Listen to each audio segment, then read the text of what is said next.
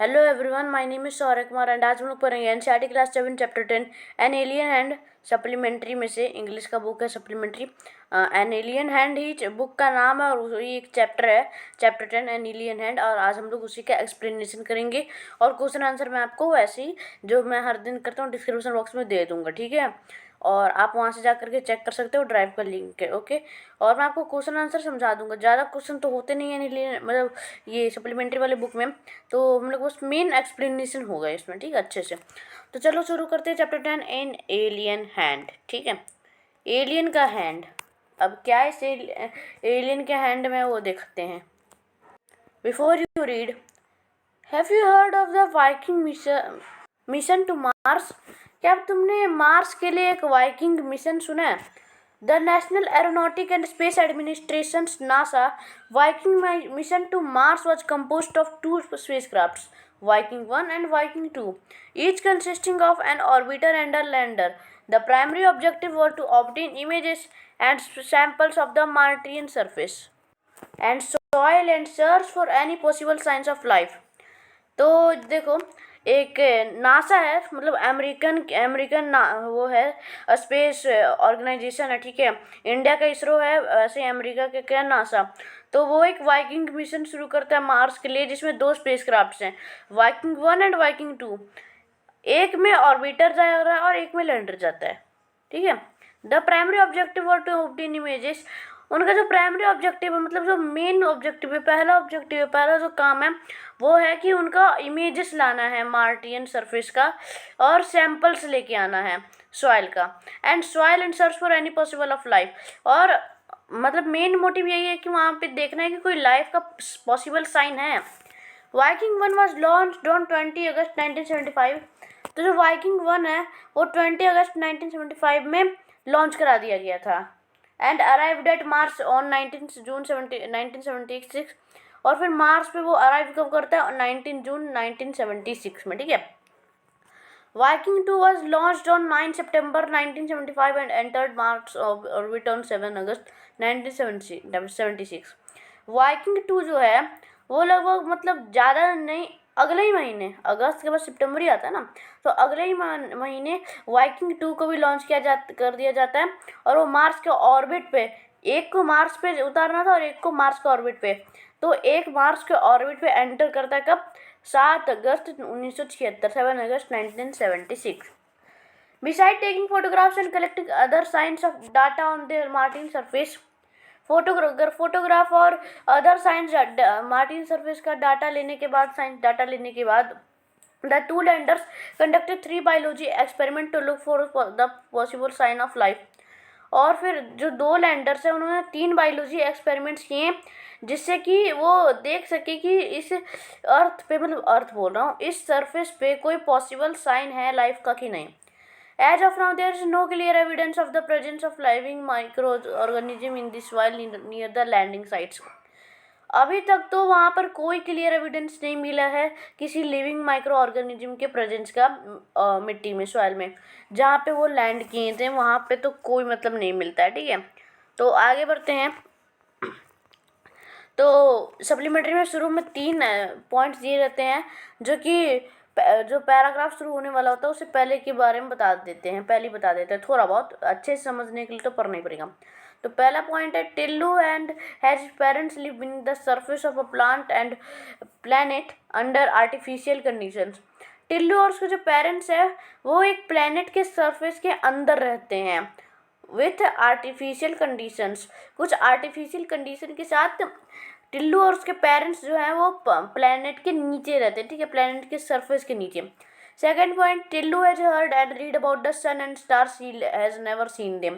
टिल्लू ने सन और स्टार्स के बारे में सुना और पढ़ा है, लेकिन उसने आज तक कभी देखा नहीं। थर्ड पॉइंट है, Tillu's father goes to work through a secret passage and Tillu wants to know all about it.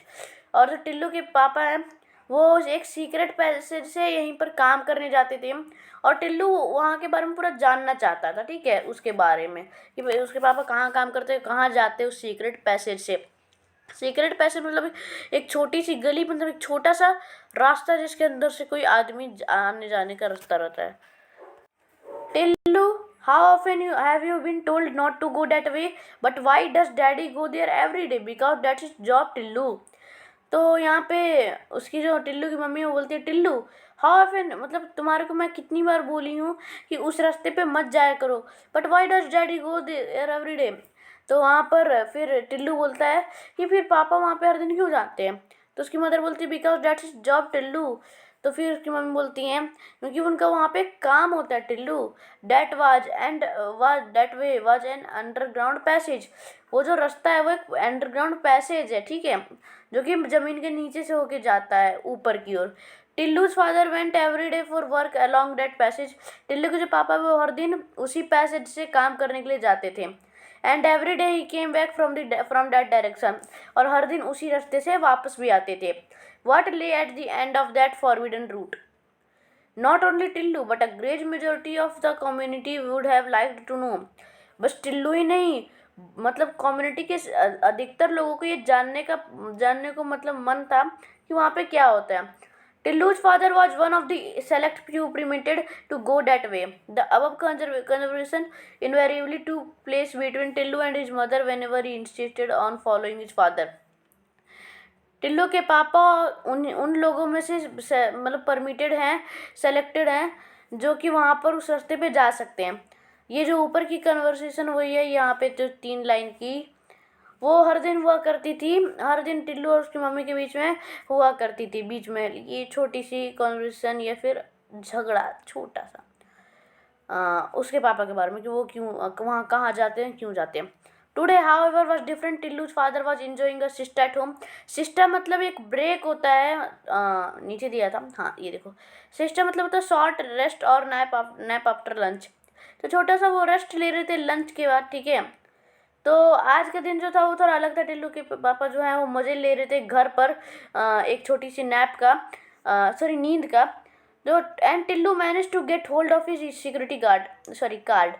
तो टिल्लू जो है उस टाइम उसको मौका मिल जाता है कि वो सिक्योरिटी कार्ड मैनेज कर सके, वहाँ से ले लें. तो then evading his watchful mother's eye, Tillu made his way to the forbidden passage. Then क्या होता है, अपनी माँ की आंखों से बचते हुए टिल्लू उस रास्ते पे पहुँच जाता है.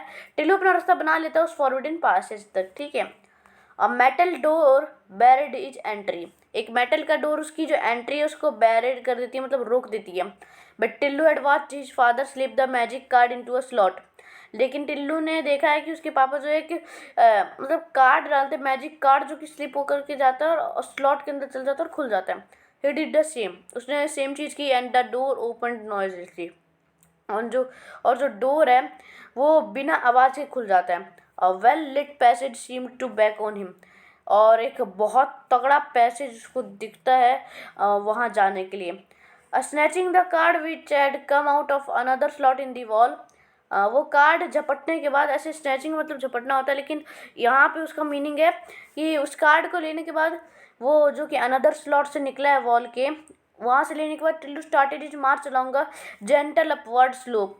तो फिर टिल्लू ने एक मार्च लगाना शुरू किया, मतलब वहाँ पे घूमना शुरू किया सीधा सीधा, जो कि स्लोप ऊपर की ओर जा रहा था, ठीक है. यहाँ पे मिट्टी जो है मतलब लैंड जो है वो थोड़ा ऊपर की ओर स्लोप पे जा रहा था, इतना भी ऊपर नहीं, मतलब थोड़ा ऐसे ऊपर, ठीक है, धीरे धीरे ऊपर जा रहा था. For the passage led from the underground habitat to the surface of the planet. और वो जो पैसेज है वो अंडरग्राउंड हैबिटेट से प्लेनेट के सरफेस तक लेके जाता था. Tillu looked forward to seeing the sun. और टिल्लू जो है वो आगे बढ़ने वाला था वो सन को देखने के लिए, अगर वो दिन का समय हुआ, या फिर तारे देखने के लिए अगर वो रात का समय हुआ. About which we had heard and read so much. जिसके बारे में वो इतना सुना है और पढ़ा है. But alas that wasn't to be. लेकिन वहाँ पर तो कुछ भी नहीं उसे दिखता. Tillu had underestimated the security arrangements.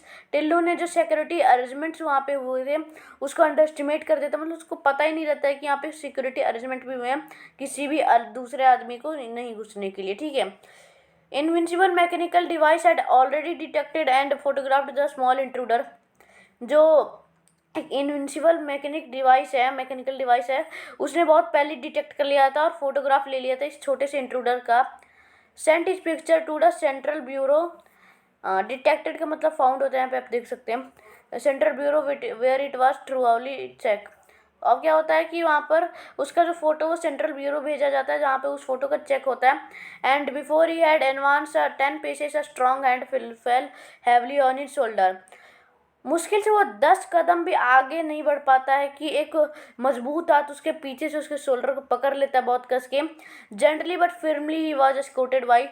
और फिर वो क्या होता है कि उसे फिर लेके जाया जाता है उसके घर तक सिक्योरिटी स्टाफ के द्वारा। Back home to an anxious and angry mother. अपने एंग्री मदर के पास लेके जाया जाता है उसको।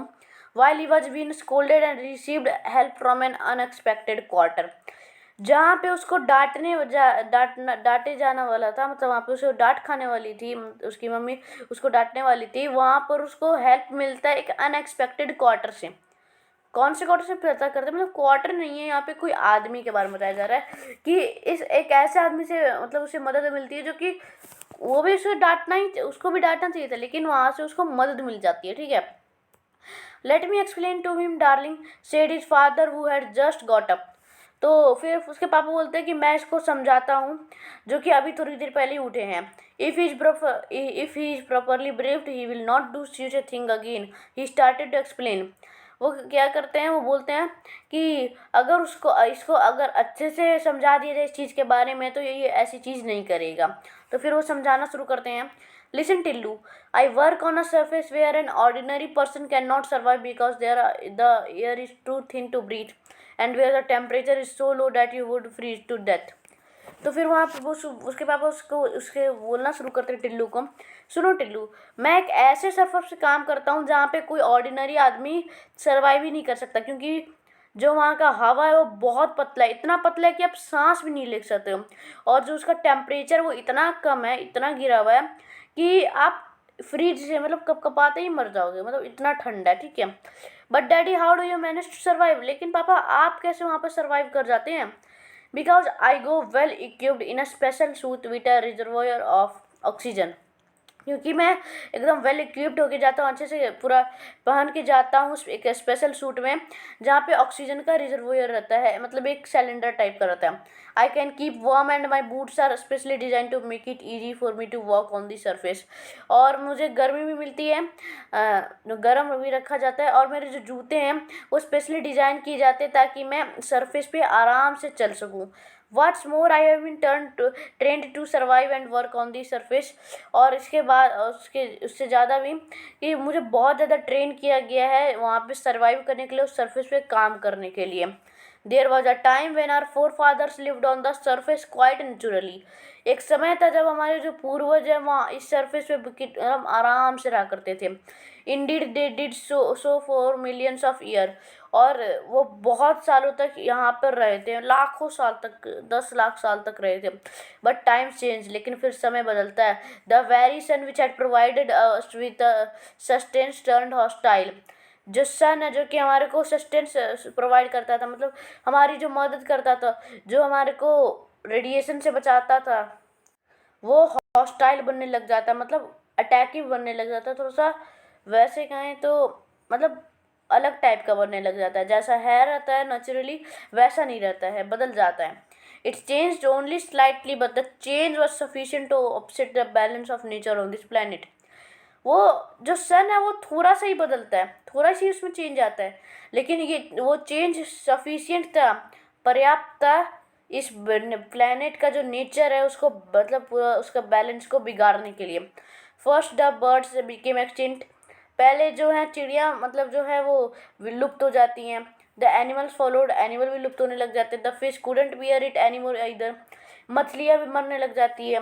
We manage to survive only because of our superior technology but we force to live underground under artificial conditions.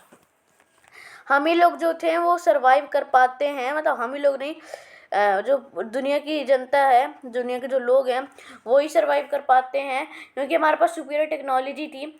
लेकिन हम लोग को फोर्स किया जाता है आर्टिफिशियल कंडीशन के अंदर अंडरग्राउंड रहने पे। with an artificial condition. Thanks to solar energy, we can generate sufficient power to make our life comfortable.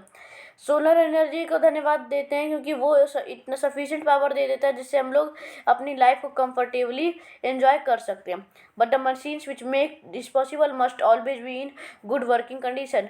लेकिन जो मशीनें हैं वो उन्हें मतलब पॉसिबल करने के लिए हर वक्त अच्छे वर्किंग कंडीशन पे रखने के लिए हम लोग को वहाँ पर जाना पड़ता है. Some of them are on the surface, और उन्हीं में से कुछ जो है वो सरफेस पे हैं. तो हम लोग उस टीम से हैं जो कि उस चीज़ की रखवाली करते हैं, उस पर ध्यान रखते हैं, उनका सर्विस देते हैं. ठीक है, आगे बढ़ते हैं. तो daddy can I join the team when I grow up. तो फिर टिल्लू पूछता है कि डैडी मतलब पापा, मैं क्या आपकी टीम में ज्वाइन कर सकता हूँ जब मैं बड़ा हो जाऊँ.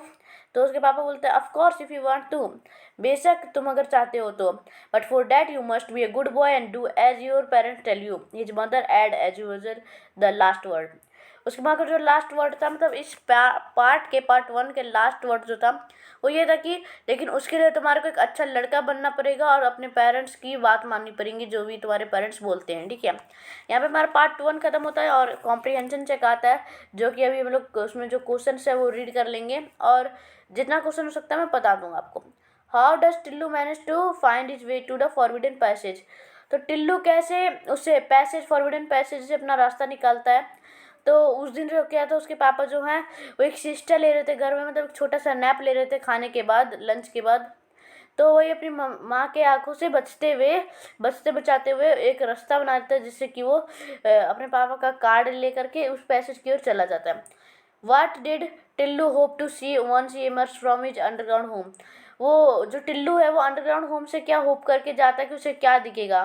तो वो होप करके जाता है कि अगर डे टाइम हुआ तो उसे सन दिखेगा और अगर रात का समय हुआ तो उसे स्टार्स दिख जाएंगे. ठीक है, थर्ड है why did Tillu's father advise him to not to try reach the surface of the planet. तो टिल्लू के जो पापा वो उसे एडवाइस क्यों करते, सलाह क्यों देते हैं सरफेस पे ना जाने के लिए इस प्लेनेट के. क्योंकि जो इस प्लेनेट का एयर है वो बहुत ज़्यादा पतला है जिससे हम लोग सांस नहीं ले सकते हैं उस एयर को, और जो टेम्परेचर वो भी बहुत कम है जिससे कि हम लोग मतलब ठंडी से मर जाए. चौथा क्वेश्चन है what changes had occurred which forced people to live in underground homes. तो क्या चेंजेस होते हैं. तो जो सन है वो स्लाइटली चेंज होता है थोड़ा सा, जो सन है वो थोड़ा हॉस्टाइल हो जाता है और उसी से लोगों को मजबूरन जो है वो अंडरग्राउंड होम्स में रहना पड़ता है. अब यहाँ पे सेकंड पार्ट में आते हैं.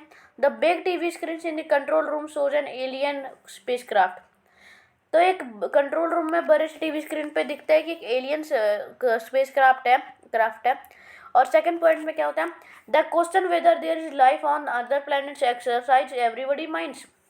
तो यहाँ पे सबके माइंड में एक क्वेश्चन उठता है कि कहीं दूसरे प्लैनेट में भी लाइफ है जो कि हम लोग के यहाँ आ रहे हैं, जिनके पास इतना माइंड है कि वो इतना सब कुछ कर पा रहे हैं. और थर्ड है the president of the central committee is about to make an important statement. तो जो कमेटी की प्रेसिडेंट थे सेंट्रल कमेटी की, वो एक इम्पॉर्टेंट स्टेटमेंट लेती है जो कि वो सबको बताती है. तो चलो क्या वो स्टेटमेंट देखते हैं. पूरा पढ़ते पार्ट 2 में क्या है, यहाँ से शुरू है.